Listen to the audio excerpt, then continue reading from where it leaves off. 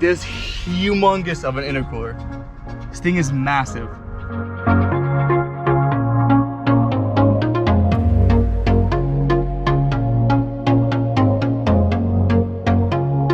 Make sure that rear bumper doesn't fly off. I'm gonna do a little launch. I don't know how to launch this thing yet, but I'll do like. Yo, what is up guys? Welcome back to a brand new episode from Backyard Boys. If you guys are new to this channel, go ahead and lightly tap the subscribe button. Don't forget to turn on your post notifications and smash that like button to show your support. In this episode, guys, we are gonna be working on the 2012 Volkswagen Golf R. And as you guys can see right behind me, we do have a juicy load of parts. In this episode here, we're gonna go ahead and try to get this thing on the road. We might have to take the hood off or kind of get it strapped down to see if we can get at least up to 30-40 miles per, just to see if it's boosting and to see how much power it actually even has. Let's go around what we got over here. We do have a radiator over here. Funny little story. I bought a radiator from online and it's right over there and they sent me like completely different. No idea what the heck that was. So I just went to our local O'Reilly's, picked this sucker up, and hopefully that one works. Lucky they fit from an A3 and a couple other cars. So when I told them Golf R, they're like, we don't even have that in the system. I'm like, find it under this part number, and I gave them the part number. They're like, oh, that's an A3 radiator. Anyways, we got the core support over here. All these parts are super cheap, and I don't know, it's ridiculous how cheap they are. We have an AC condenser here. We have a fender inside here, and another funny story is about the fender. Like, okay, so there's a fender over there, a black fender, and then this is literally how it came. Two fenders just inside here, no packaging, absolutely nothing. Craziest thing about it is this fender here legit has no damage. No idea how. It's like a miracle. And that fender over there has a little ding right over here, which I was knock it out, and I may be able to get away with it without any kind of glaze or any kind of mud work. Absolutely. We got the fans right there. We got all the parts for the front end to get this thing on the road and basically warmed up and see if we have any kind of mechanical problems. Also, by the time when we're tearing everything apart, we're going to see if we have any more damage here. I did get a little coolant pipe which is kind of knocked down, you can see right here, and it's gonna scare me, so I bought that pipe as well. We're going to change that one over there. Guys, another thing is I called APR and I gave them the VIN number because many of you guys requested to do so, and they came back and said that this thing is APR stage 2 plus tuned, which is roughly 320 wheel horsepower. But the 320 wheel horsepower or 310, 315, right around that mark does not require an APR front intercooler. So I don't know how much an intercooler adds. So maybe this intercooler can add up to like 15 horsepower. So if that's kind of the case, we're gonna be floating around 335, 340 wheel horsepower. For a light car, that thing should scream. I don't know about the clutch. Hopefully it is a stage 2 clutch or some kind of upgraded clutch. First thing we're gonna do though is actually knock out this quarter panel just a little bit with the reverse hammer, because I know when I will drive, the suspension will hit this over here. So first thing, let's go ahead and get that reverse hammer. I'm gonna go ahead and kind of claw it up in here, give it a couple of reverse knocks, and this thing will be back into its spec, and then we can start working on the front end. Let's get the parts.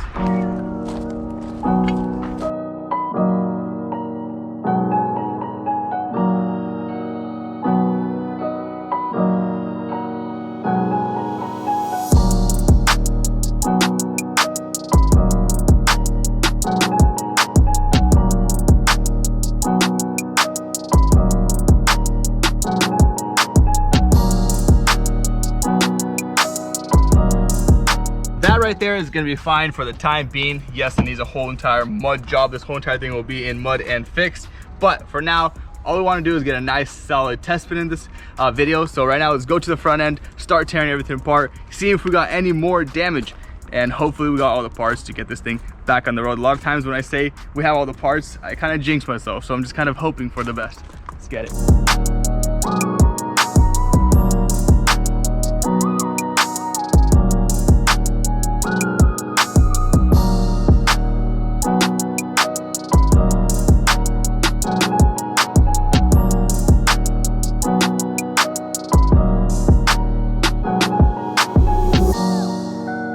So now that we are ready to start working, the first thing we got to do is just go ahead and disassemble everything. This rebar is going to come off, all these radiators, the fan assembly, and everything, with our fingers crossed that we have no more axis damage. Let's get all this torn apart, boys.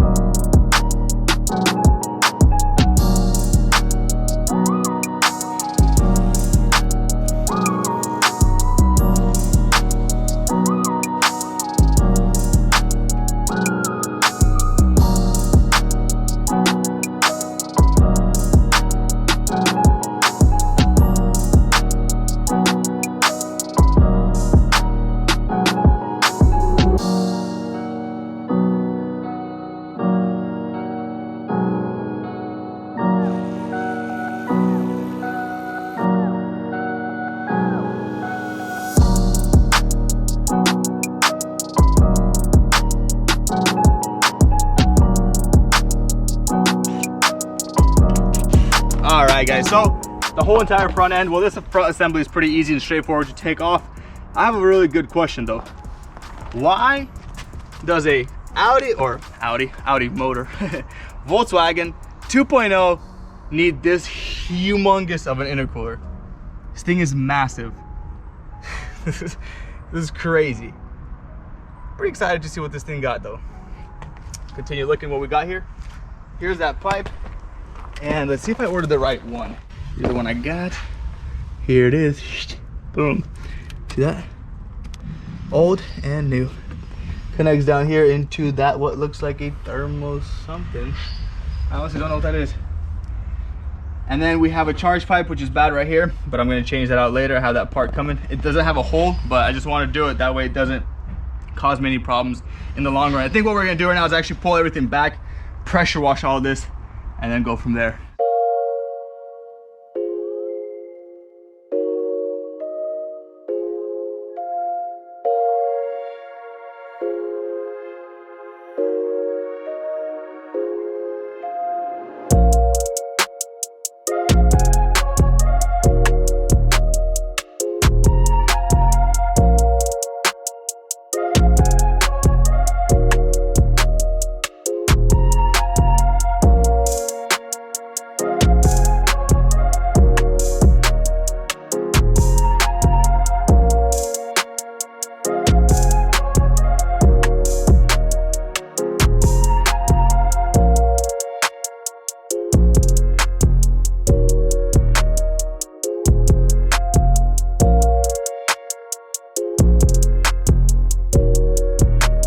All right, look at the glow on this engine. After we pressure washed it, it looks so much better. And I know a lot of you guys are gonna say, Tim, what are you doing pressure washing an engine bay? That is so wrong, that is so bad, this and that. And yes and no, I've done this many times. It cleans up the engine. Dude, like realistically, think about getting a brush into every single angle and trying to get it as clean as this right here. So the pressure washer is just the best bang for the buck. And then once everything is done, before putting any power to the car, I go ahead and blow out every single connector, and it is perfectly fine. So look, everything is clean. It's finally looking like an engine, and we can finally see that we got the APR short throw shifter. We got some APR part back there over there. I think that's part of the short throw shifter, but what is that? Anyways, let's go ahead and start putting on this front end over here. First thing we got to do is put the intercooler, radiator, and the AC condenser assembly on, and then goes the core support, and then the rebars and all that jazz. Let's start piecing it together. It's a puzzle. Let's have some fun, boys.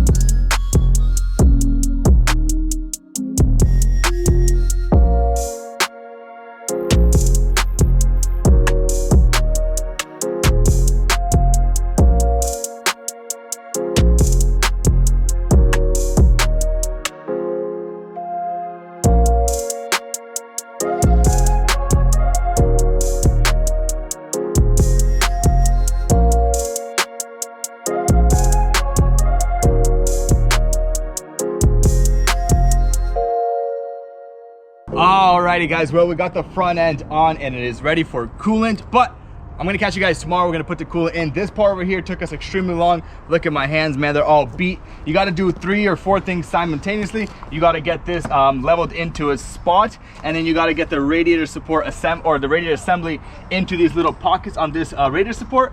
And then while that's all happening, you gotta level up this rebar and tighten everything, make sure everything fits. And I think I got everything nice and tight. It should be beautiful. I'll catch you guys tomorrow. We're gonna pour some coolant in, start this thing up, and continue with the full front end assembly. Peace out, catch you tomorrow.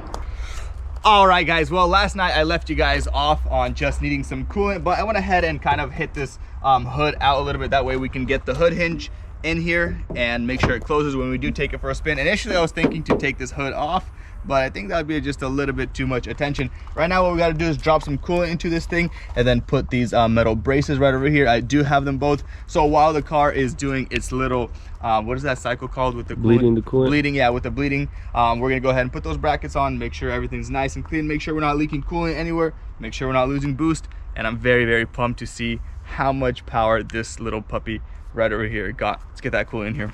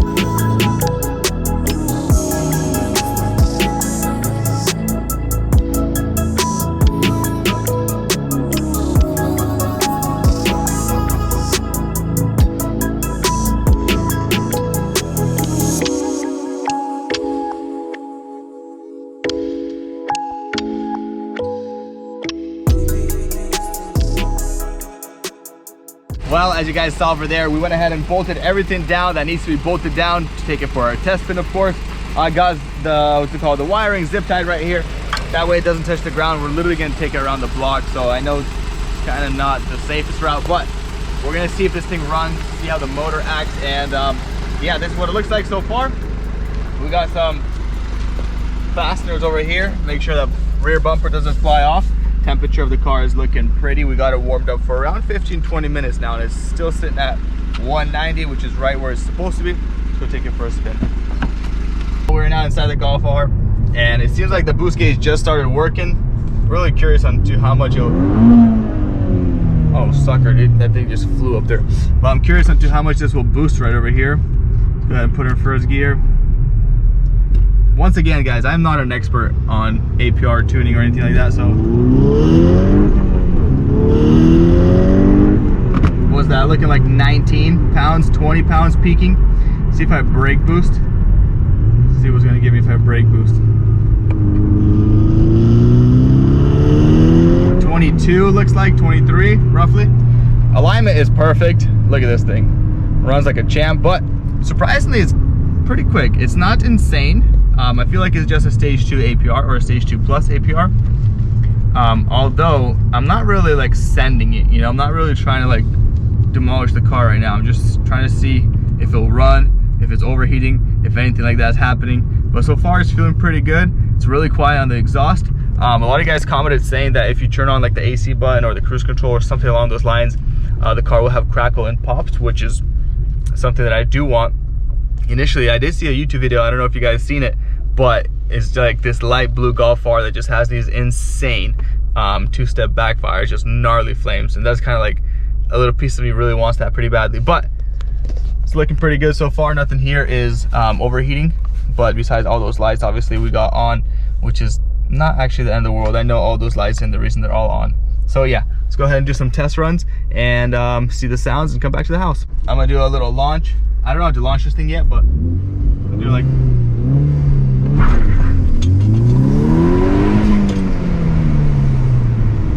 pretty good. Broke some traction. A little bit.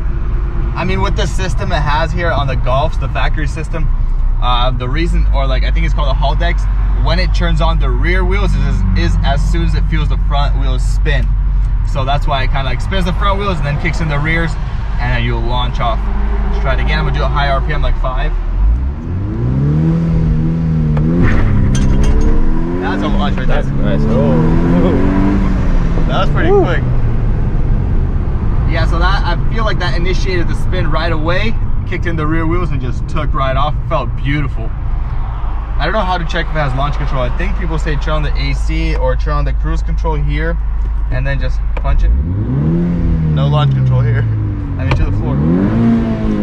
Screams all the way to 7 though. All right, let's do a little launch, one more.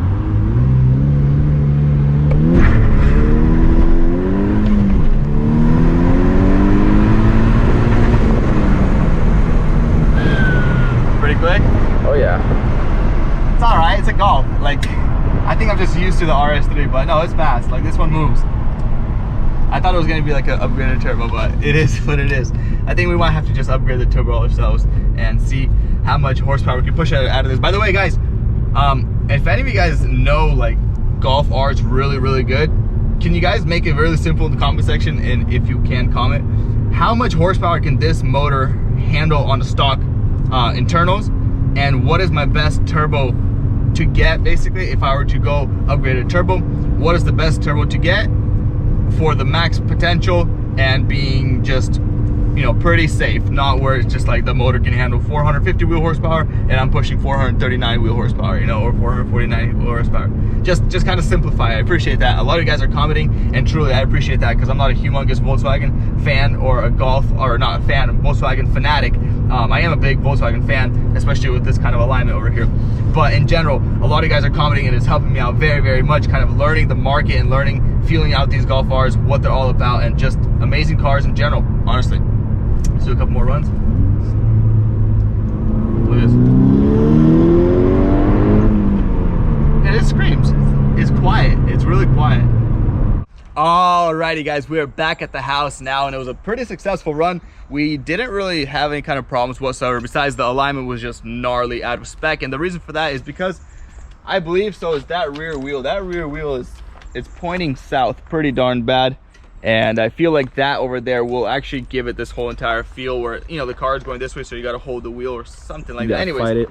Yeah, they got to fight the alignment. The alignment is bad regardless. We're gonna drop the car off for alignment and see what they tell us, because I don't really want to dig under there. I just let them pick it up, try to put it into spec, and if they can't put it into spec, they'll tell me what initially is wrong with it. Anyways, we got the front end assembled.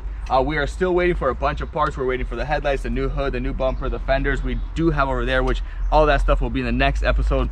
So I hope you guys enjoyed this episode. I'm very happy the car runs, the motor is not blown. A lot of you guys were commenting saying that the loud ticking out of the motor, which is the camera picks up the ticking 10 times louder than it is in person. So the motor is healthy, it runs nice and solid. I feel like the turbo is pretty good, boosting right around 20 psi. I honestly don't know what tune that is.